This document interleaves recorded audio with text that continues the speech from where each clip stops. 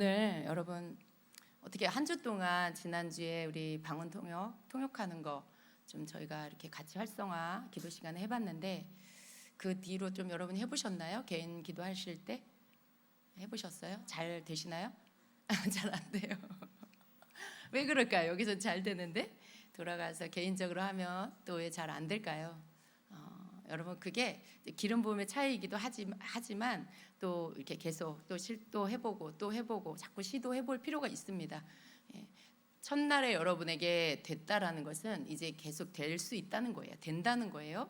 그러니까 여러분이 계속 또 시도해보고 오늘 밤에도 또 시도해보고 그렇게 하시기를 바랍니다. 자, 오늘 여러분하고 함께 말씀 나누겠습니다. 우리의 말하는 거에 대한 부분들을 좀 같이 나누려고 합니다.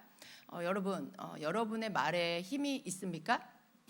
어떠십니까? 여러분 말에 능력이 있으십니까? 아멘.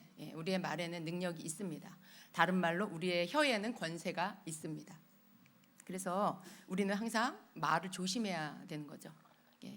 우리가 입을 열어서 말을 할 때 그 말에는 능력이 발동이 돼요. 근데 그때 우리의 입을 열어서 믿음으로 말할 때, 믿음을 실어서 말을 할 때 우리의 말에 능력이 발동이 된다는 것입니다. 믿음으로 말한다라는 것은요 어떤 걸까요, 여러분? 믿음은 여러분 안에 있어요. 마음에 내가 마음 가운데 뭔가를 생각하는 거, 이건 이런 거야, 이건 이래라고 믿고 있는 거 있죠. 하나님은 창조주셔라고 믿고 있는 거.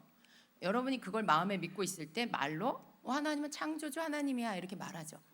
예수 그리스도는 나의 주님이야 그걸 확실하게 믿고 있으면 입으로 예수님은 나의 구주야 주님이야 라고 말하죠.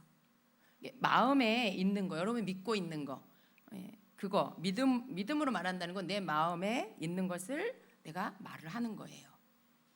여러분 마음은 안 믿어. 하나님 살아계신다고 난 믿지 않아.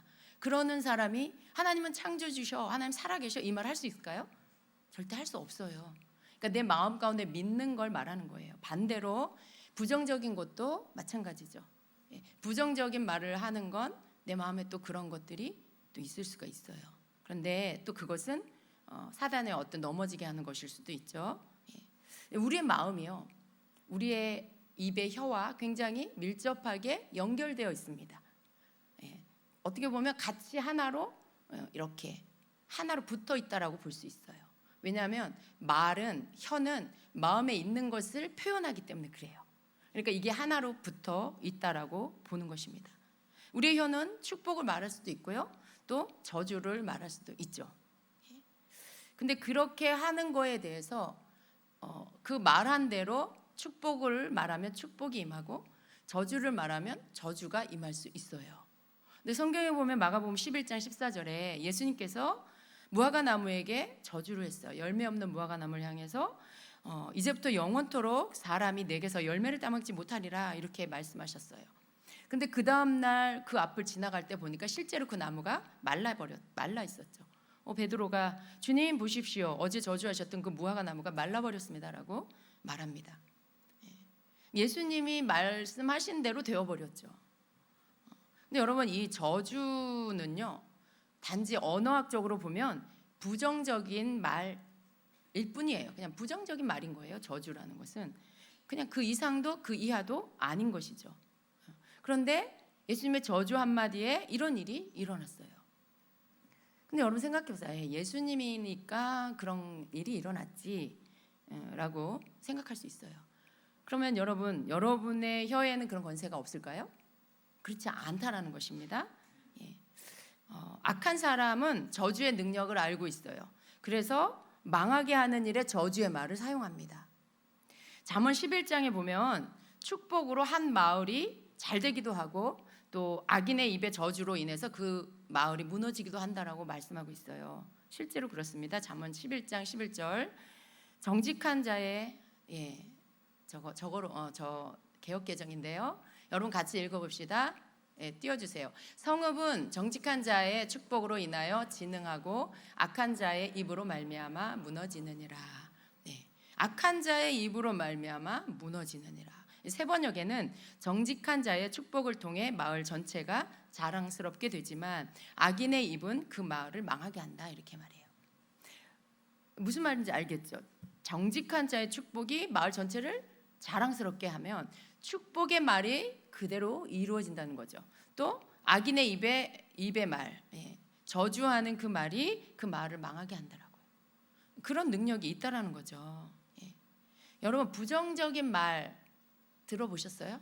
여러분을 향한 부정적인 말 들었을 때 어떠세요? 굉장히 기분이 좀 안 좋죠. 안 좋은 마음에 안 좋은 영향을 받게 돼요. 마음이 다운되고 그리고 기분이 나빠지고 굉장히 불쾌해지죠. 그리고 굉장히 신경 쓰이죠. 그런 말들이 부정적인 말을 하거나 듣거나 이게 모두 우리에게 안 좋은 영향을 줍니다.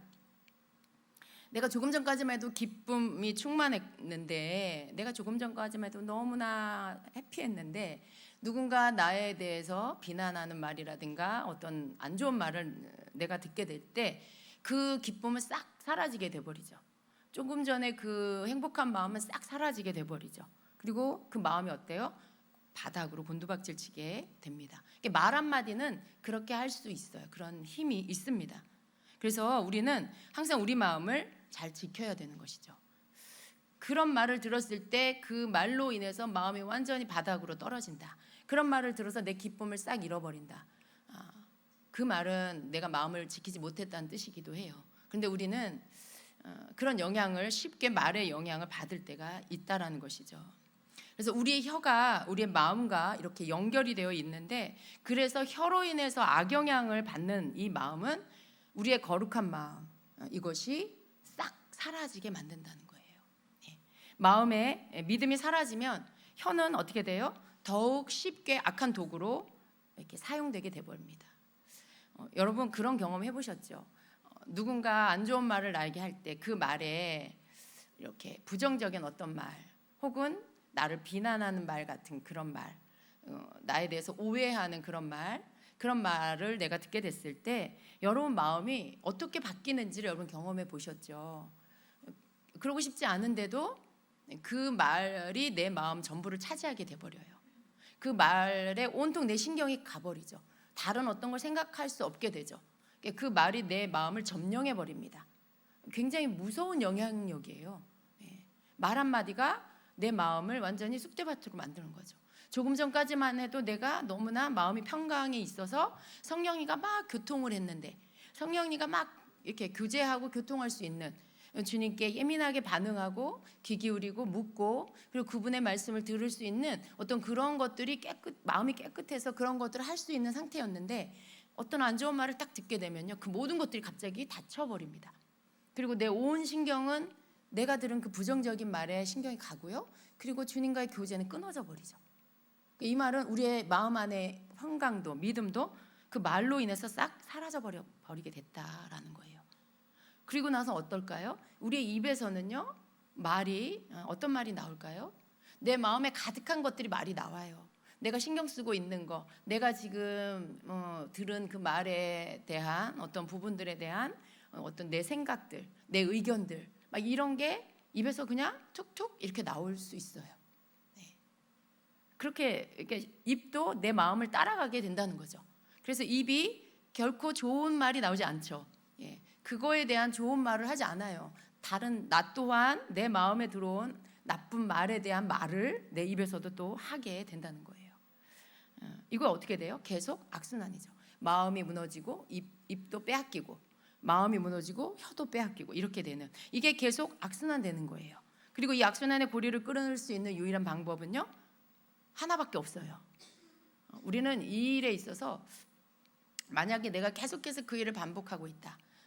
매일은 아니지만 며칠에 한 번씩 그럼 내가 그런 일들이 나에게 올 때마다 내가 그렇게 반응하고 있다면 그게 그 악순환이 여러분에게 계속해서 지금 돌고 있는 거예요. 이걸 끊어야 되겠죠. 근데 여러분 이것을 끊는 방법은 하나밖에 없어요. 우리가 그 상황에서도 하나님의 긍정적인 말씀을 되새기는 것밖에 없어요. 하나님의 말씀을 기억하는 거죠. 우리는 좀 이렇게 생각을 해봐야 돼요. 내가 마음이 그렇게 무너졌을 때 사람의 마음은 우리의 마음은 어떠냐면 누군가에게 내가 비난을 받으면요 굉장히 마음이 막 화가 나죠. 그리고 나서 동시에 느끼는 게 뭐냐면 그 마음에 똑같은 걸로 갚아주고자 하는 마음이 우리 안에 생겨요. 그래서 우리의 입으로 혀로 똑같은 것을 막 하면 그리고 났을 때 느끼는 마음이 뭐냐면 바로 뭔가 수치스러움을 느껴요. 수치심. 왜냐하면 우리의 머리는요, 하나님이 기뻐하시는 것과 기뻐하시지 않는 일, 우리가 해야 할 일과 하지 말아야 할 일 뭔지 알아요. 근데 내가 먼저 그냥 마음이 그러니까 말도 그렇게 돼버린 거죠. 근데 그렇게 하고 나면 굉장히 마음이 힘들어집니다. 마음이 아주 뚝 떨어져 버리죠. 그리고 마음이 그냥 엉망진창이 돼버립니다. 이게 사단은요, 우리의 마음의 믿음을 빼앗으려고 해요. 근데 그 믿음을 빼앗는 통로를, 그 방법을 말로 사용한다는 거죠. 우리의 믿음을 빼앗는 방법이 안 좋은 말을 듣게 해서 우리의 믿음을 빼앗아 가버립니다. 그리고 또 계속해서 우리에게 부정적인 생각이 들게 해서 계속 부정적인 말을 하도록 만들어요. 하나님과의 그런 관계, 내가 막 뭔가 부족함이 많을 때, 그리고 그런 부분에 있어서 내가 누군가에게 뭔가 이렇게 비난을 받았을 때 사단이 와서 이런 말로 속삭일 수 있어요. 야, 하나님은 너한테 아무것도 공급해 주시지 않아. 이런 말이 이렇게 마음에서 떠오를 수 있죠. 근데 혀에서는 그런 말을 들으면 혀에서는 곧바로 저주의 말을 계속하게 되는 것입니다. 그 말에 대해서 어떻게 해요? 그래, 맞아. 하나님은 나에게 아무것도 주시지 않아. 하나님 날 돌보시지도 않아. 하나님 내 기도 들어주시지도 않아. 뭐 이러면서 계속 그 마음에 올라온 생각, 들어온 생각에 따라 내 말이 거기에 반응하는, 그 말에 예스하는 말들을 내 입에서 계속 나가게 되죠. 여러분, 축복의 말이 아닌 거, 그 부정적인 모든 말들은요, 또 반대로 저주의 말이 되기도 합니다. 그럴 때 우리가 그 말에 대해서 여러분, 우리가 써야 할 말은 뭐냐면, 아니야, 나의 하나님은 여호와 이레의 하나님이셔. 하나님은 나에게 풍성하게 공급하시는 하나님이야 라고 말해야 되죠. 이렇게 하나님의 말씀으로 그것을 막아섰을 때, 반격했을 때, 그래서 이렇게 하나님의 말씀을 생각하고 그것을 말하는, 그 선포를 하게 됐을 때 이 거짓의 속임수의 말들이 끊어지게 됩니다. 그것은요, 다분히 내 감정을 건드리는 거예요. 내 어떤 자존심을 건들고, 그리고 나의 어떤 처지에 내 이 연민, 나 자신에 대한 연민, 난 불쌍해, 뭐 나는 혼자야, 나는 뭐 아무도 돌봐주지 않아, 뭐 이런 것에 자기 연민을 막 실어서 자꾸만 연민에 빠지게 하는 이런 것들, 요 감정을 이용하려는 그런 말들이죠. 그 말들의 세력이 확 꺾여버리게 됩니다. 아니, 하나님은 나의 하나님, 나의 공급자야, 하나님 날 책임지셔, 하나님 여호와 이레 하나님이셔 라고 말해버릴 때, 그럴 때 그런 말들이 확 꺾여버리는 것입니다. 오직 그 하나님의 말씀으로만 이걸 이길 수가 있는 거예요. 그리고 또 때로 우리가 질병의 선고를 받게 되잖아요. 몸이 쇠약해질 때가 있잖아요. 그럴 때 악한 영이 뭐라고 합니까? 야, 너 이제 곧 죽게 될 거야. 너는 병들었고 너 인생 끝났어. 막 이런 말들이 들려오죠. 이런 막 그런 생각들이 들 수 있어요. 그리고는 어떻게 해요? 마음에 곧바로 두려움이 들어옵니다. 근데 여러분, 그럴 때 내가 입을 열어서 이렇게 말해야 되겠죠. 나의 하나님 여호와 라파의 하나님이셔. 하나님 나를 고치시는 하나님이야. 예수님이 채찍에 맞음으로 내가 나음을 받았어 라고 말해야 합니다. 여러분, 아직 안 나았어요. 여러분 여전히 아플 수 있어요. 질병이 여전히 그대로 있을 수 있어요. 그런데 여러분은 그 질병을 향해서, 그 질병을 통해서 사단이 주는 두려움을 향해서 주님이 나를 고치신다라고 선포해야 합니다. 예수님이 채찍에 맞음으로 내가 나음을 받았다라고 선포해야 돼요. 그렇게 내 혀는 말해야 하는 것입니다. 사람이 아프면은요, 쉽게 두려움이 찾아올 수 있어요. 그렇죠? 몸이 아프면요, 갑자기 확 두려워지는 거예요. 잘못될까 봐. 그런데 여러분, 우리는 그 두려움을 하나님이 주시는 게 아니라는 걸 알고 있잖아요. 결코 두려움은 하나님으로부터 오는 게 아닙니다. 그럼 누가 주는 거예요? 악한 영이 주는 거예요. 그러니까 그 악한 영이 주는 두려움, 그것이 분명히 부정적인 것, 하나님이 주시는 것이 아닌 것은 다 부정적인 것이죠. 그 부정적인 영향력 아래 들어가는 것을 내가 거부해야 하는 것이죠. 아니, 나는 두려워하지 않을 거야 라고 거부하고 우리의 입으로, 우리의 혀의 권세로 믿음을 계속해서 말하고 선포해야 하는 것입니다. 여러분, 이 혀로 무언가를 말하는 것은요, 능력 있고 믿음 좋고 기도 많이 한 사람만 하는 게 아닙니다. 믿는 모든 여러분들이 다 하셔야 되는 거예요. 여러분의 일을 누가 대신해 줍니까? 여러분이 예를 들어 아픈데 누가 대신 여러분을 향해서 막 선포해 줘야 되나요? 물론 중보가 필요해요. 그러나 먼저 그것을 해야 할 사람 바로 자기 자신입니다. 자기 자신이 그렇게 믿음의 말로 부정적인 말을 밀어내고 그 두려움의 영이 들어오려고 할 때 거부해야 한다라는 것입니다. 그럴 때 그것이 내 안에 들어오지 못합니다. 만약에 그것을 여러분 받아들이면 어떻게 될까요? 두려움의 영의 지배력, 그 영향력 안에 내가 들어가 버리게 됩니다. 그리고 계속 두려워하게 되죠. 잠도 잘 못 자고, 뭔가 계속 두려움에 사로잡히게 되는 일들이 있습니다. 그게 곧 두려움의 영이 여러분을 잡게 되는 그러한 일들이죠. 그러니까 그럴 때 여러분이 혀의 이 말의 믿음의 영향력을 여러분이 풀어 놓아야 하는 것이죠. 바로 이것이 혀로 믿음을 계속해서 말하고 선포하는 것, 이게 곧 하나님의 능력이 나오게 하는 방법이에요. 내가 능력이 있나 없나, 내가 어젯밤 기도했나 안 했나, 그런 거 너무 생각하지 마시고 여러분이 갖고 있는 믿음을 말하세요. 그리고요, 믿음은 놀라운 위력이 뭐냐면 내가 그걸 말하면요, 믿음이 올라가요. 내가 믿음의 말을 하면 믿음이 올라갑니다.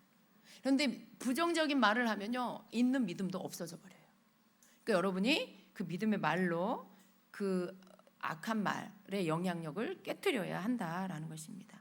그래서 우리는 어떤 상황에서도 우리의 혀는 하나님의 말씀을 선포하기로 결단을 해야 돼요.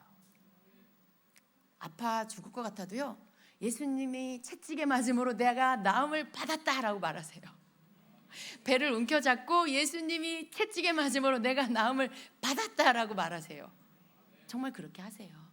여전히 아파도 그렇게 말하고 잠을 자고 아침에 일어났는데 아직 아파, 또 말하세요. 계속 말하세요. 여러분, 괜찮아요. 한 번, 두 번 했는데 안 났어, 난 능력이 없구나, 그러지 마세요. 계속해서 하세요. 그리고 그 여러분 안에 믿음이 식어지지 않게 하셔야 돼요. 여러분, 기도하면서 주님이 고쳐주실 것을 믿으면서 여러분 병원에 가야 되면 가시고, 치료를 받아야 하면 받고, 때로는 수술을 해야 되면 수술하세요. 그럼 여러분, 수술하고 병원 가는 거에 믿음이 필요 없다, 이렇게 생각하시면 안 돼요. 내가 그냥 병원 갈 거니까 이런 건 안 해도 되겠지. 그렇지 않습니다. 그럼 모든 것 속에 하나님이 역사하신다는 걸 믿으셔야 돼요. 때론 하나님이 의사의 손길을 통해서도 치유하세요. 때론 하나님이 초자연적으로도 고치시지만, 그러나 병원을 통해서도 고치시고 의사의 손길을 통해서도 고치세요. 그러나 그 모든 것들을 주관하시는 분이 하나님이십니다.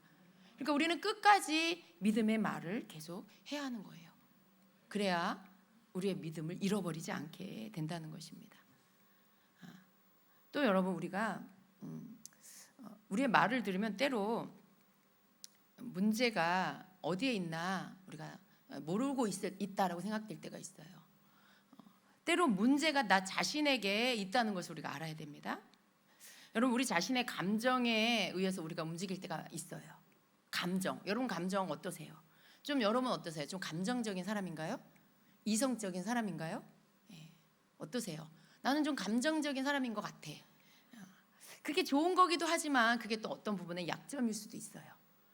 우리가 하나님 앞에 뭔가 이렇게 예배하고 찬양하고 그분께 내가 믿음과 사랑을 고백하고 이럴 때 우리의 감정이 함께 가야 하는 거 맞습니다. 근데 우리 삶에서 때로 우리가 너무 감정적인 사람일 때는요, 부정적인 방향으로 나타날 때는 어떠냐면 내가 너무 감정적이어서 감정에 의해서 움직이는 사람이 돼버려요. 감정에 의해서 그 감정을 컨트롤을 못하고 감정에 의해서 내가 막 움직여버리는 그런 사람이 되죠. 근데 감정에 움직이면 우리의 혀는요, 통제하기가 어려워집니다. 여러분, 감정이 격하면은요, 그 감정에 사로잡혀서 그 감정에 따르는 말이 막 나와버려요. 만약에 내 감정이 지금 확 분노의 감정이다, 그럼 그 분노의 감정이 나를 사로잡으면 혀도 분노의 감정을 따라가죠. 내 감정이 지금 막 슬픔의 감정이다, 그러면 내 혀도 그 슬픔의 감정을 따라서 슬픔의 언어들을 막 쏟아내죠. 감정에 의해서 움직이게 되면 혀를 통제하기가 어렵게 된다는 것입니다. 내 삶에 계속 안 좋은 일이 일어나. 굉장히 불쾌한 일이 계속 연속되고 안 좋은 일이 계속 일어나. 그러면 나는 안 좋은 감정에 휩싸이게 되죠. 그렇게 되면 내 혀는 통제되지 않는 말들을 쏟아놓게 돼요. 여러분, 계속 안 좋은 일이 계속 일어나. 기분이 막 안 좋아. 불쾌한 일이 계속 일어나. 신경이 예민해졌어. 누가 나 건들면 막 폭발할 것 같아. 막 그런 때가 있을 수 있잖아요. 여러분, 그럴 때 그 감정 안에 계속 내가 머물러 있으면은요, 내 혀는요 쉽게 그 감정을 따라 그 안 좋은 것들로 말을 하게 돼요. 그럴 때 나는 누군가에게 안 좋은 말을, 부정적인 말을 할 수도 있고, 나는 누군가에게 분노를 터뜨릴 수도 있고, 막 이렇게 뭔가 싸움이 일어날 수 있고 안 좋은 일이 일어날 수 있게 돼버려요. 그때 조심해야 되겠죠. 그럴 때 내가 막 쏟아낸 말은 또 어떻게 해요? 다시 나에게로 또 돌아와요. 그 안 좋은 말들이 돌아와서 또 나를 지배하게 만듭니다. 여러분, 그런 일들이 있을 때요, 빨리 그 감정에서 벗어나야 됩니다. 우리가 그런 안 좋은 감정에서 빨리 벗어나야 돼요. 어떻게 벗어날 수 있을까요? 대부분의 이 감정에 잘 매이는 사람들의 특징은요, 감정에서 잘 못 벗어난다는 것이죠. 그 감정에 자꾸 휩싸이고 그 감정에 내가 묶이고 매입니다. 근데 여러분, 이 감정에서 빨리 벗어나는 방법이 바로 내가 거기 안에서 더 이상의 어떤 내 말까지, 혀까지 내어주는 실수를 범하지 않아요. 그리고 내 주변의 사람들에게까지 그것들이 번져나가지 않게 할 수 있는 방법, 내가 빨리 그 감정에서 벗어나는 거예요. 감정이 그렇게 내가 감정에 의해서 내가 막 휘둘려질 것 같은 그런 상황들이 올 때는요, 여러분 빨리 정신을 차리시고요, 방언으로 기도하세요. 여러분, 방언으로 중얼중얼 기도하세요. 여러분 자신을 여러분에게서 이렇게 자기 자신이 자기를 분리시켜서 감정을 지금 막 감정에 충실한 나에게서 그것을 나에게서 건져달라고 하는 그런 마음으로 성령님의 도우심을 구하는 기도를 하세요. 그렇게 계속해서 방언으로 기도하다 보면요, 감정에 사그라지고요, 평정을 찾게 되고요, 그리고 그런 어떤 사단이 나를 쏟아 엎으려고 하는 것들에서 건짐을 받게 됩니다.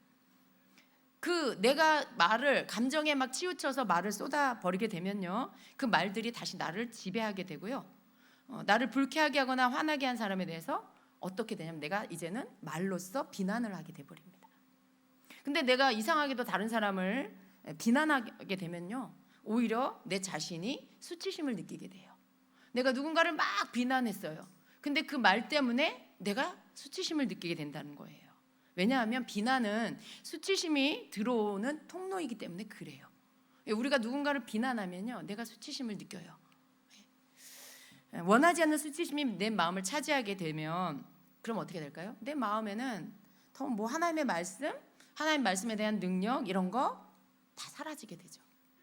다 그런 것들이 내게서 없어져 버리게 됩니다. 그래서 감정에 내 자신을 내어주는 일을 멈춰야 됩니다. 어떤 문제를 만났을 때 이것이 나 자신의 문제일 수 있다 생각을 해야 돼요. 그러니까 어떤 문제를 만났을 때 여러분, 우리는 조금 한 발 뒤로 물러나서 좀 나를 돌아보는 시간이 필요해요. 이게 감정에 치우쳐 있을 때 쉽지 않지만요, 우리가 자꾸 그것들을 훈련해 가야 합니다. 여러분은 우리는 한 발 뒤로 물러나서 이 일이 왜 일어났을까? 내 상태는 지금 왜 그럴까? 내가 왜 이렇게 지금 기분이 나쁘지? 라는 것들을 한번 여러분이 생각해 보셔야 돼요. 그게 내 문제일 수 있다는 거예요. 나 자신의 문제일 수가 있다는 거. 그것을 생각하고 성령님께 그 문제에 대해서 물어야 한다는 것입니다. 하나님, 저 지금 왜 그래요? 하나님, 저 지금 왜 이렇게 마음이 이렇게 화가 나죠? 왜 이렇게 마음이 불편하죠? 불쾌하죠? 여러분이 미처 모르지만 성령님은 알고 계시는 여러분의 문제가 있을 수 있어요. 여러분의 뭔가 상처가 건드렸을 수도 있고요. 여러분 마음에 뭔가 그런 좀 이렇게 떳떳하지 못한 그런 게 있을 수도 있어요. 내가 뭔가 하기 싫은데 어떤 일을 했어. 그게 내 마음이 걸릴 수도 있고요. 그것 때문에 내 자신에게 화가 나 있을 수도 있고요. 뭔가 원인은 딴 데 있을 수가 있어요. 그 상태가 바로 예민해진 상태이죠. 그 예민해진 상태에서 감정이 예민해지고요, 거기에선 누가 나한테 뭘 하든 예민하게 반응이 나갈 수밖에 없어요. 그러다 보면 나는 또 말이 비난의 말이나 이런 안 좋은 말이 나가게 될 수 있습니다. 그래서 그럴 때 우리는 성령님께 나를 물어야 되죠. 지금 제가 왜 그러죠? 주님 저 이러고 싶지 않은데 제 마음이 제가 어떻게 할 수가 없어요 라는 어떤 이런 질문을 하면서 나를 좀 이렇게 돌아보는, 그리고 그 원인이, 문제 원인이 내게 있을 수 있다라는 것들을 생각하고 그걸 알려고 해야 합니다. 여러분 그렇게 하면요 성령님께서 발견하게 해주세요. 그 문제의 원인을 발견하게 해주십니다. 또 그리고 그것을 알았을 때 내가 그걸 인정하게 되면 그곳에 주님의 치유가 일어나게 돼요. 그 주님께 기도하게 되죠. 그 기도하는 자리에 주님의 국률의 은혜가 임하고요, 하나님의 능력이 다시 나에게 충만하게 된다는 거예요. 이러한 일들이 우리에게 아주 자주 일어날 수 있어요. 우리 모두 각자가 이런 일들을 겪을 수 있어요. 특별히 여자 성도님들, 여자들은 좀 더 예민하죠. 좀 더 감정적이죠. 그게 남성보다 더 좋은 점일 수도 있지만요, 또 어떤 면에서는 쉽게 또 무너질 수 있는 통로일 수도 있어요. 그렇기 때문에 여러분 우리가 이런 부분에 있어서 나의 감정이 나를 지배하려고 할 때 나는 그것들을 분별할 수 있는 자가 되어야 합니다. 그래서 여러분 성격이 어떤지 아세요? 또 여러분의 뭐 어떤 태도가 어느 때 여러분의 어떤 태도들이 어떤지 여러분 다 파악하고 있나요? 잘 몰라요. 우리는 오히려 내 옆에 있는 사람이 나를 더 잘 알아요. 내 성격도 내 옆에 있는 사람이 잘 알고요, 나의 어떤 반응하는 태도도 내 옆에 사람이 더 잘 분별해요. 그렇기 때문에 내가 나를 알아서 나를 막 고쳐나갈 수 있는 게 어렵습니다.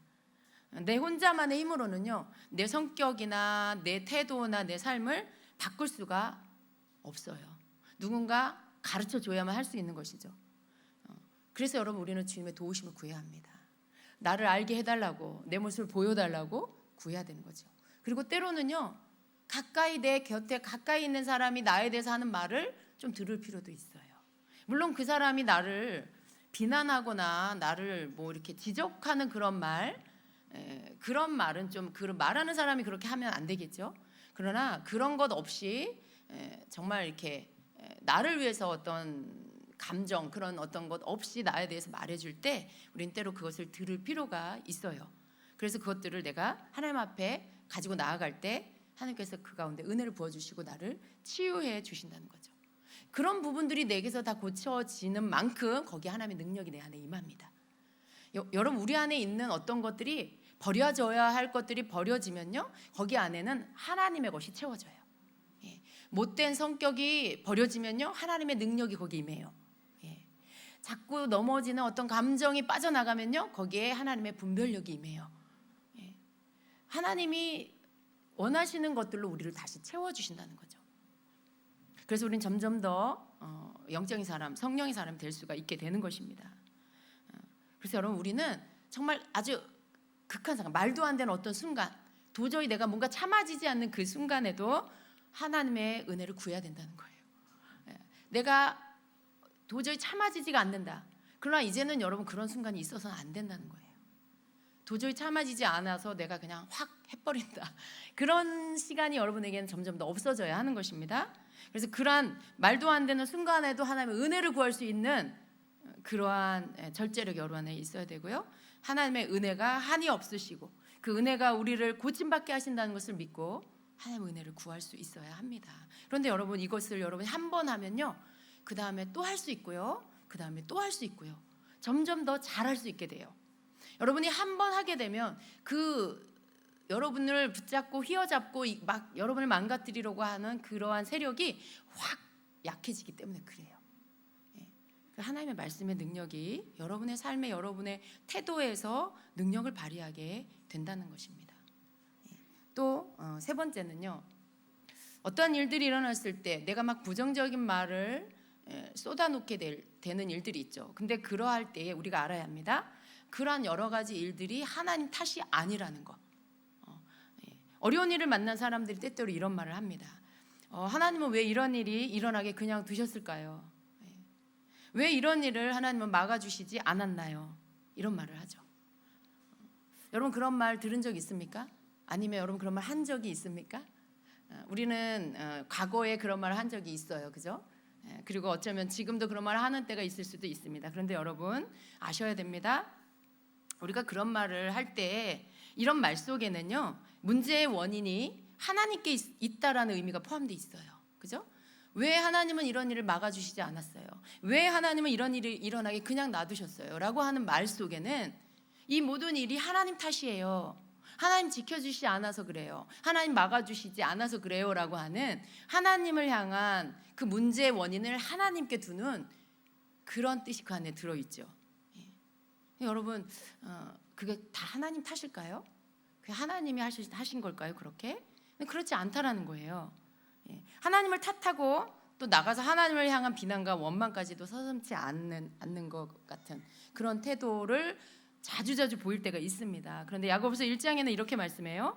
사람이 시험을 받을 때에 내가 하나님께 시험을 받는다 하지 말지니 하나님은 악에게 시험을 받지도 아니하시고 친히 아무도 시험하지 아니하시느니라. 오직 각 사람이 시험을 받는 것은 자기 욕심에 끌려 미혹됨이니 욕심이 잉태한즉 죄를 낳고 죄가 장성한즉 사망을 낳느니라 라고 말씀해요. 하나님께서 그렇게 하시지 않습니다. 그렇게 되어지는 이유가 뭘까요? 자기 욕심에 끌려서 유혹을 받아서 그렇게 된 것이라는 거죠. 각 사람이 시험을 받는 것의 시작은 자기 욕심에 끌려서 유혹을 받는 것입니다. 만약에 돈에 욕심이 있으면요, 돈을 쉽게 많이 버는 일에 유혹을 받습니다. 내 마음이 돈에 매여 있으면 돈의 유혹이 온다는 거예요. 물질이 필요하면 잘못된 돈에 대한 생각을 내려놓고 내가 하나님께 건강한 방법으로 돈을 벌 수 있도록 기도를 해야 합니다. 하나님, 나에게 직장을 주십시오. 하나님, 내가 돈을 벌 수 있도록 길을 열어주십시오. 그런 어떤 건강한 방법으로 일을 해서 돈을 벌 수 있는 것들을 구해야 합니다. 그런데 내가 돈을 쉽게 많이 한꺼번에 빠른 시간에 뭔가를 벌고 싶은 돈에 대한 이 매여있는 마음이 있으면요, 반드시 거기에 유혹이 오게 됩니다. 그리고 그 욕심에 이끌려서 그 유혹을 덥석 붙잡게 되고, 그리고는 어떻게 해요? 죄의 구렁텅이에 빠지게 되는 것입니다. 욕심은요, 무언가에 내가 치우치는 거예요.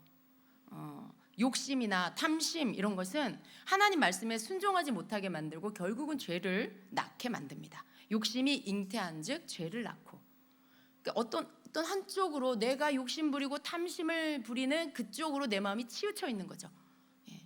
그래서 그 치우친다라는 말은 뭐예요? 내 안에 하나님이 계셔. 내 안에 내가 욕심 부리고 탐심 부리는 게 있어. 근데 이쪽으로 이렇게 치우쳐 있어. 여러분, 왜 탐심이 우상숭배인지 아시겠죠? 하나님보다 내가 탐하는 것에 마음이 치우쳐 있는 거예요. 그게 더 큰 거예요. 하나님보다 더 크게 내가 쫓고 있는 거, 그것을 원하고 있는 거, 그것이 바로 우상숭배인 거죠. 하나님보다 더 위에 두는 게 우상숭배잖아요. 우상숭배가 되는 것입니다. 우리는요, 내가 뭔가 잘못 뿌린 씨 때문에 일어난 일을 그걸 갖고 하나님을 탓해서는 안 됩니다. 또 비난도 마찬가지예요. 이렇게 우리가 어떤 말에 이 영향이 있는 우리가 어떤 일에 대해서 하나님을 비난한다, 하나님을 원망한다, 이거 하지 말아야 되는 것이죠. 하나님 때문이에요. 하나님 나 안 지켜줬잖아요. 하나님 왜 그러셨어요? 근데 자기가 욕심에 끌려서 그런 거예요. 자기가 욕심에 끌려서 유혹에 빠진 거고요. 그래서 죄에 넘어진 거예요. 근데 그걸 하나님이 거기에서 자기를 안 지켜줬다, 자기가 그렇게 하지 못하도록 왜 안 막아주셨을까? 그러면 안 된다라는 거죠. 여러분, 하나님 앞에 욕에 진짜 욕을 안 써도요, 그렇게 하나님 왜 나를 안 지켜줬어요? 하나님 왜 그걸 막아주시지 않았어요? 라고 하는 그 마음의 태도 안에는요, 하나님에 대한 비난과 원망이 있는 거예요. 근데 우리는 하나님 비난해서는 안 된다는 거예요. 왜냐하면 하나님이 그렇게 하신 게 아니에요. 내 욕심이 그렇게 만들어낸 것입니다. 사람을 비난하는 것도 우리는 멈춰야 하는 것입니다. 비난은 곧 어떻게 돼요? 비난을 하다 보면요, 저주의 말이 나와요. 저주의 말은요, 내 삶에서 하나님의 능력이 사라지게 만듭니다. 내가 막 저주의 말을 하고 나면 어떨까요? 내 마음에 수치심이 가득하게 된다는 거예요. 사단은 이것을 알기 때문에 우리 입에서 비난과 저주가 나오게 만듭니다. 그것은 곧 나로 하여금 하나님을 향한 믿음도 능력도 다 상실하게 만들려고 하는 거예요. 마귀는요, 우리가 그런 말들을 쏟아냄으로 인해 하나님에 대해서 우리가 완전히 그냥 마음이 완전 멀어지게, 우리 안에 하나님을 향해서 보여드릴 만한 믿음이 없어지게 그렇게 만드는 게 목표죠. 그 계략이에요. 마귀의 계략입니다. 그래서 우리는요, 우리의 혀를 하나님의 능력이 풀어져 나오도록 하는 이 통로로 사용을 해야 돼요. 하나님은 그 입의 말씀으로 없는 것을 있게 만드셨죠. 이 땅에 존재하는 모든 자연 만물은 하나님이 입으로 창조를 하셨습니다. 우리는요, 그 하나님의 형상대로 지음을 받았죠. 그런 하나님의 자녀입니다. 여러분, 하나님 닮았어요. 제가 보니까 하나님 닮았어요. 우리는 하나님을 닮았습니다. 그 말은 우리의 모습만 하나님을 닮은 게 아니고 우리의 내면도, 우리 안에 있는 우리의 DNA도 하나님을 닮았다는 거예요. 하나님의 DNA가 우리 안에 있다라는 거예요. 그 말은요, 하나님의 입의 능력이 우리에게도 있다라는 말입니다. 창조의 능력이 우리에게 있어요. 여러분, 하나님 뭘 만드셨어요? 하늘과 땅을 만드셨죠. 우리 인간은요, 하나님이 만들어 놓으신 하늘 위에 나르는 비행기를 만들었어요. 또 하나님은 땅을 창조하셨는데 우리는 그 땅 위를 달리는 자동차와 기차와 이런 것들을 만들었어요. 어떻게 그걸 만들 수 있을까요? 우리 안에 창조의 능력이 있기 때문에, 인간에게 하나님 안에 있는 창조의 능력이 있기 때문에 우리가 인간은 그런 것들을 만들어서 우리의 삶을 편리하게 만드는 거죠. 여러분, 동물 중에 그런 거 하는 동물이 어디 있어요? 자꾸 인간을 동물이라고 하는데 인간은 동물과 구별됩니다. 인간은 하나님의 형상대로 만든 하나님의 자녀예요. 하나님의 자녀. 이런 개, 돼지, 말 그런 것하고 똑같은 게 아니에요. 그들이 하는 건 먹고 자고 새끼 낳고 그런 거죠. 인간은 그런 존재가 아니고 창조하는 존재예요. 뭔가를 새로운 것들을 만들어내는 존재죠. 우리의 입에도 하나님의 입처럼 뭔가 말하는 창조의 능력이 있고요, 축복의 능력이 있고요, 반대로 저주의 능력도 있어요. 그런데 저주의 능력으로 우리의 말을 쓰면 안 되고요, 창조의 능력, 축복의 능력으로 우리의 말을 사용해야 한다는 것입니다. 가장 먼저는 여러분 자신을 축복하세요. 여러분의 말의 그 권세와 능력으로 여러분 자신을 축복하세요. 여러분 복받은 자라고 말하세요. 나는 하나님의 복을 받은 자다. 하나님이 나를 잘 되게 하신다. 하나님 우리 가정을 축복하신다. 하나님 내 사업을 잘 되게 하셔서 하나님께서 내 사업을 쓰신다. 여러분이 그런 말들을 할 때 그 말한 대로 되어지는 거예요. 여러분의 말이 나는 망했어. 하나님 차라리 날 만들지 마시지. 이 세상에 날 왜 보내셨어? 뭐 그런 말을 이렇게 계속 하고 또 하고. 그럼 여러분 그런 사람이 되는 거예요. 난 너무 못생겼어. 매일매일 새롭게 못생겨질 거예요. 그걸 원하십니까, 여러분? 매일매일 새롭게 못생겨지고 싶으세요?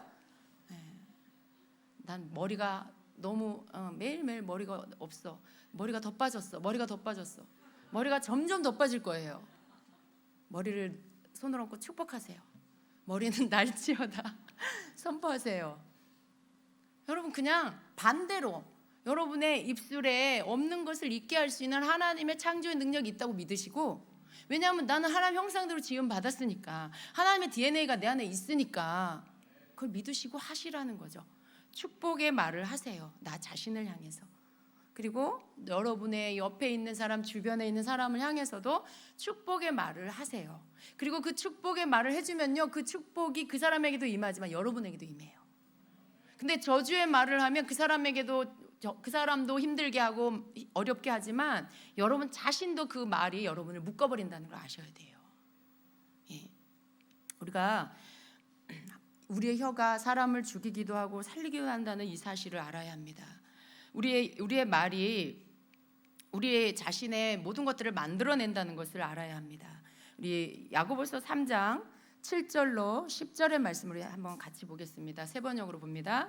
들짐승과 새와 기는 짐승과 바다의 생물들은 어떤 종류든지 모두 사람이 길들이고 있으며 길들여 놓았습니다. 그러나 사람의 혀를 길들일 수 있는 사람은 아무도 없습니다. 혀는 걷잡을 수 없는 악이며 죽음에 이르게 하는 독으로 가득 차 있습니다. 우리는 이 혀로 주님이신 아버지를 찬양하기도 하고 또 이 혀로 하나님의 형상대로 지음을 받은 사람들을 저주하기도 합니다. 또 같은 입에서 찬양도 나오고 저주도 나옵니다. 나의 형제자매 여러분, 이렇게 해서는 안 됩니다. 정말 우리의 혀가 굉장히 무섭습니다. 우리 신체 중에 굉장히 작은 작은 모양이죠. 그런데 그 작은 혀가 사람을 죽이기도 하고 살리기도 한다는 거죠. 예. 정말 믿는 자의 혀는요, 또 없는 것을 잊게도 해요. 안 되는 것을 되게도 하고요, 될 것을 안 되게도 하고, 이런 권세가 있다라는 것입니다. 그래서 우리는 우리의 혀를 여러분 함부로 가치 없는 것으로 생각해서는 안 돼요. 그 말은 내 입의 말을 아무 말, 가치 없는 말을 함부로 해도 된다라고 생각해서는 안 된다는 것입니다. 잠언 18장 20절에는요, 사람이 그 입에서 나오는 열매를 먹게 된다고 말씀해요. 사람은 입에서 나오는 열매로 말미암아 배부르게 되나니, 이렇게 말씀해요. 이 말씀을 우리가 제대로 알아야 돼요. 입에서 나오는 열매가 한 종류이면 괜찮은데, 아까 야고보에서 본 말씀처럼 우리의 입에서는 축복도 나오고 저주도 나와요. 그러다 보니까 어떻게 해요? 사람의 입에서 나오는 열매가 좋은 열매만 있는 게 아니라는 거죠.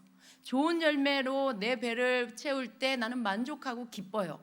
그런데 나쁜 열매를 먹을 수도 있어요. 입에서 나오는 열매가 말이 나쁜 말이면 그 씨앗이 나쁜 열매를 거두게 하죠. 그럼 나는 나쁜 열매를 먹고 배불러져야 돼요. 그게 얼마나 불행한 일입니까? 사람의 입에서 나오는 열매로 말미암아 배부르게 된다라고 말씀하고 있습니다.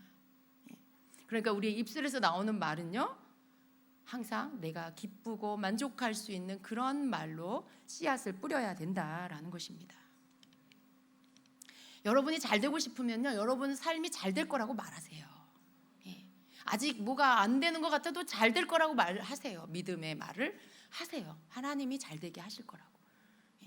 그것을 계속해서 말해야 합니다. 그래야만 여러분이 잘 되게 되는 거예요. 여러분의 그 잘 되는 것의 씨는요, 말에서부터 심는 거예요. 말부터 잘 되는 걸 심으면 그 씨앗이 열매를 맺게 되는 것이죠. 그러면 그 열매로 인해 여러분은 계속해서 뭔가 잘할 수 있는 것들이 계속해서 이어지게 될 것입니다. 하나님께서 여러분이 심은 씨앗을 열매를 거두게 하셔서 그 다음에 맺혀지는 열매로 여러분은 계속해서 작은 것을 심고 거두고, 조금 더 많이 심고 또 거두고, 말로도 심고 물질로도 또 뭔가를 더 확장해서 할 수 있고, 이게 계속해서 여러분의 삶을 흥왕하게 만들어 줄 것입니다. 잠언 6장 2절에는요 이렇게 말씀해요. 내 입의 말로 네가 얽혔으며 내 입의 말로 인하여 잡히게 되었느니라 말씀해요. 우리의 말에 굉장히 그 혀에 위력이 있다라는 것이죠. 긍정적인 쪽에서도 부정적인 쪽에서도 같은 위력을 발휘한다는 거예요. 스스로 안 될 거라고 말하고 망할 거라고 말하면 그 말에 내가 얽히게 된다는 거예요. 네 입의 말로 네가 얽혔으며 라고 말해요. 내가 자꾸 안 된다 망한다라고 말하면 그 말에 내가 얽혀버리게 돼요. 또 자신이 잘 될 것이고 건강해질 것이라고 말하면 그 말대로 될 것입니다. 우리는 하나님께서 우리의 혀에 주신 권세를 기억해야 합니다. 말을 할 때도요, 생각을 해야 돼요. 스스로 자신에게 내가 덫을 놓지 말아야 합니다. 내가 한 말에 내가 얽히면 안 되잖아요. 내가 한 말에 내가 잡히게 되어서는 안 되는 것입니다. 여러분의 말이 여러분을 잡아요. 여러분의 말이 여러분을 얽히게 만들어요. 얽히는 거 좋지 않잖아요. 실타래 얽힌 거 아시죠? 실이 막 얽혀 있어요. 그건 좋은 게 아니에요. 여러분 말이 여러분을 막 얽힘 속에 가둬둔다. 그러면 안 되겠죠. 풀어져야 되겠죠. 여러분 풀어져야 되겠죠. 잡혀 있는 게 아니라 자유로워져야 되겠죠. 여러분의 말로 풀어지게 할 수도 있고 여러분의 말로 자유케 할 수도 있는 거예요. 반대로 얽히게 할 수도 있고 잡히게 할 수도 있고, 여러분의 말이 여러분을 자유케 하고 풀어놓는 것에 사용되게 하십시오.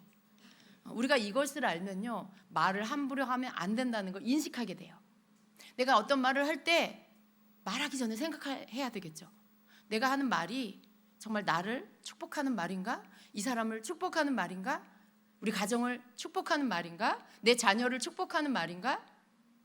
여러분, 자녀가 좀 속썩이고 답답하게 보여도요, 절대로 저주하지 마세요. 여러분 절대로 저주하지 마세요. 제일 하기 쉬운 게 말이라고. 그 자녀한테 막 그냥 너 뭐가 되려고 그래, 뭐 그보다 더 심한 저주의 말, 돈도 안 들죠, 시간도 많이 안 걸리죠.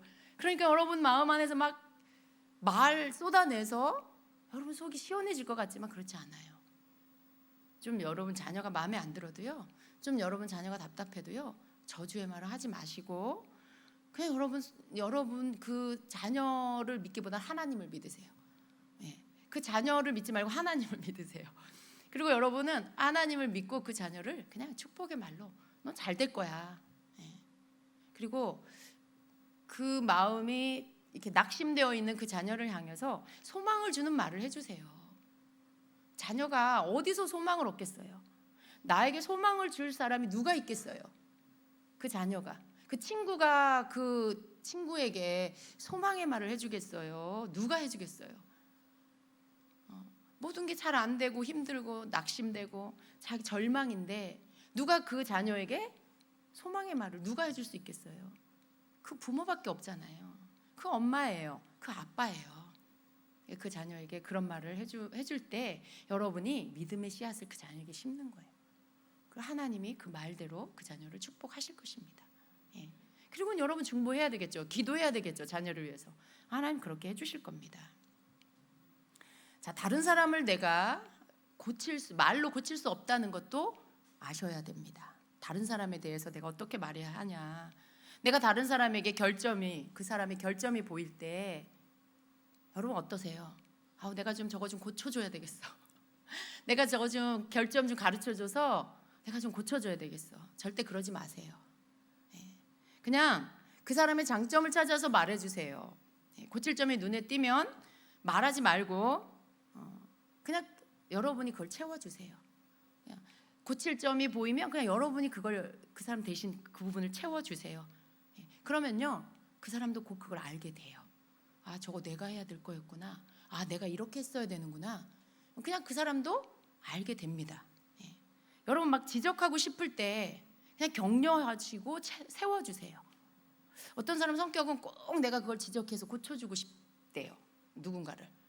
내가 좀 그거 이렇게 짚어주고 싶대요. 짚어주고 싶대요. 여러분 그렇게 해서 그 사람 고쳐지지 않아요. 관계만 이상해지고요. 그럴 때 여러분 그냥 격려하고 세워주세요. 지적하는 거하고 권면하는 거하고 다르죠. 근데 여러분이 권면할 수 있는 위치라면 괜찮아요. 그런데 여러분이 권면의 위치가 아니라면 여러분이 하는 권면은 자칫 지적이 될 수 있어요. 그러니까 조심하셔야 되는 거죠. 상대방이 그 열등감을 느끼는 부분을 굳이 내가 말해주려고 하지 마세요. 나는 어떤 부분에 내가 열등감을 갖고 있어. 근데 옆에 있는 어떤 사람이 그걸 보니 알겠어 그게 뭔지. 그러니까 그걸 또 굳이 말을 막 해주고 싶어. 그건 또 뭐예요? 지적하는 게 될 수도 있고 꼭 그 사람의 부족한 결점을 말해주는 것일 수도 있어요. 여러분 그러면 그 사람 그거 그렇다고 해서 그거에 바뀌어지냐? 그렇지 않아요. 그러니까 그걸 굳이 내가 말해주려고 하지 말라는 거예요. 오히려 하나님께 너는 하나님께 존귀한 자야 라고 인식시켜 주십시오. 왜냐하면요 여러분 우리가 이렇게 해야 하는 이유가 하나님이 나에게 그렇게 하셨기 때문에 그래요. 하나님 여러분에게 그렇게 하시잖아요. 실수투성이 그냥 결점투성이인 나를 향해서 너 왜 이것도 못하고 이것도 못하고 이것도 못하니? 너 이거 좀 고쳐 이렇게 하시나요? 하나님 그렇게 하시질 않잖아요. 진짜 좋은 점 하나도 없는 것 같은 나를 향해서 하나님은 나에게 좋은 말씀을 해주시고 내게 소망이 있다라고 말씀해 주시고 나를 사랑한다고 말씀해 주시고 네가 이런 부분에 잘한다라고 말씀해 주시고 그때 어때요? 눈물이 나요. 왜냐하면 내가 알아요. 난 그런 존재가 아니라는 걸. 내가 그렇게 하나님의 칭찬을 받을 만한 것을 갖고 있지 않은 그런 자라는 걸 잘 알고 있는데 하나님은 그 보이지 않는 엉망 결점투성인 나를 헤집어서 그 조금 그 하나 괜찮은 것 뽑아가지고 그거 갖고 칭찬해 주세요. 근데 그게 얼마나 감격스럽고 눈물 나요. 얼마나 마음에 감동이 돼요. 하나님 어떤 분인지가 알아지잖아요. 근데 우리는 참 어렵지만요 그런 사람이 되려고 노력을 해야 돼요. 그러면요 그 상대편이 알아요. 우리가 하나님 마음을 알듯이 그게 아닌데 하나님은 내 그 조금밖에 없는 그 조금 잘하는 그걸 갖고 이렇게 크게 말씀하시는 거 내가 그거 알잖아요. 그 하나님 사랑을 느끼고 그 하나님 마음을 알게 되잖아요. 그때 치유가 되는 거예요. 그때 내가 치유가 되고 힘을 얻게 되고 소망이 일어나게 되죠. 근데 우리도 똑같이 다른 사람에게 그렇게 할 수가 있다라는 거예요. 물론 우리는 하나님만큼은 할 수 없어요. 왜냐하면 우리의 마음이 그렇게 크지가 않아요. 그런 마음이 있다가도 어느 때는 또 실수하기도 하고 또 어떤 때는 사랑이 충만해서 그렇게 하다가도 어느 때는 또 쌩하기도 하고 그게 우리예요. 그러나 자꾸 우리가 하려고 하는 것은 자꾸 이렇게 지적하려고 하는 거 하지 말아야 돼요. 내가 막 그 사람 고쳐주려고 하는 거 하지 말아야 돼요. 내가 그 사람보다 똑똑해요? 내가 그 사람 고쳐준다는 말은 내가 너보다 나아라고 말하고 있는 거죠. 내가 그 사람 지적하는 거 이거 그게 여러분 누군가를 향해 보는 분별력이 아니에요. 그건 다른 사람의 자기 눈에 들보는 못 보고 다른 사람의 눈에 티를 보는 그런 사람이죠. 우리는 내 들보 잘 보고 다른 사람 눈에 티 빼지 말고 내 들보 빼면서 다른 사람에게 내가 소망을 주고 그 사람을 세워줄 수 있기를 힘써야 합니다. 그게 내 입에서 나가야 한다는 말이에요. 언제나 여러분 사랑의 말은요 사람을 살립니다. 근데 지적하고 비난하고 저주하는 말은요 사람을 죽게 만들어요. 그래서 우리는 그런 방법을 쓰면 안 돼요. 왜냐하면 우리한테는요 다른 사람을 무너뜨릴 권한이 없어요. 내가 뭐라고 다른 사람을 무너뜨려요? 내가 뭐라고 내 입의 말로 다른 사람을 무너지게 해요? 우리 그런 사람이 되어서는 안 되는 것이죠. 우리가 하나님께 받은 명령은요 다른 사람을 세워주고 존중하라는 명령이에요. 다른 사람을 격려하라는 게 하나님의 명령이죠. 내가 다른 사람을 고치라고 한 게 하나님의 명령이 아니에요. 고치라, 치유하고 기도해주고 중보해주는 거 그렇게 고침받는 건 우리가 해야 되지만 내 말로써 내가 무언가를 고쳐서 그 사람 고쳐주려고 하는 거 그건 하나님께서 하실 일이지 우리가 할 일은 아니라는 것입니다. 내가 지적해서 고쳐질 것은 아니라는 거예요. 그래서 우리는 좋은 것을 보려고 하는 눈을 갖고 또 좋은 것을 말하려고 하는 입을 갖고 있어야 합니다. 아멘. 여러분 우리의 이 입술의 혀의 이 말이 하나님 앞에서 고침을 받으면 여러분 삶이 굉장히 많이 바뀌어지게 될 거예요. 여러분의 삶에 여러분이 말하는 대로 여러분이 축복한 대로 여러분 삶의 영역 가운데 그것들이 풀어지게 될 거예요. 정말 그렇습니다. 자녀를 향해서 막 그 소망의 말을 해줘 보세요. 그 자녀가 꽃이 이렇게 시들어 있다가 힘을 얻고 막 피는 게 눈에 보여요. 얼굴이 시무룩하다가 활짝 웃으면서 기쁨을 얻게 되고 소망을 갖게 된 모습을 보게 될 거예요. 그게 여러분이 줄 수 있는 거죠. 그런데 그렇게 하지 않으면 이렇게 시무룩한 얼굴 시든 꽃이 그냥 말라 죽게 만들 수도 있어요. 우리는 살려낼 수도 있고 그냥 죽게 내버려 둘 수도 있고 또 조금 남아있는 생명이 꺼져가게 할 수도 있어요. 여러분의 혀를 사랑하십시오. 굉장히 좋은 도구로 사용될 수 있는 도구를 우리의 몸에 가지고 있어요. 그죠? 하나님을 찬양하는 일, 기도하는 일, 다른 사람을 축복하는 일, 그러한 일에 쓸 수 있는 놀라운 능력의 도구를 우리가 갖고 있습니다. 여러분 그 도구를 그렇게 사용하는 여러분 되기를 축복합니다. 그래서 여러분 삶에 저주로부터 비난, 안 좋은 부정적인 말로부터 오는 어떤 것들도 여러분 삶에 접근하지 못하도록 여러분 스스로가 그러한 것들을 입으로 막고 또 그러한 씨도 뿌리지 말고 그렇게 하신 여러분 되시기를 축복합니다. 아멘. 이렇게 기도하겠습니다.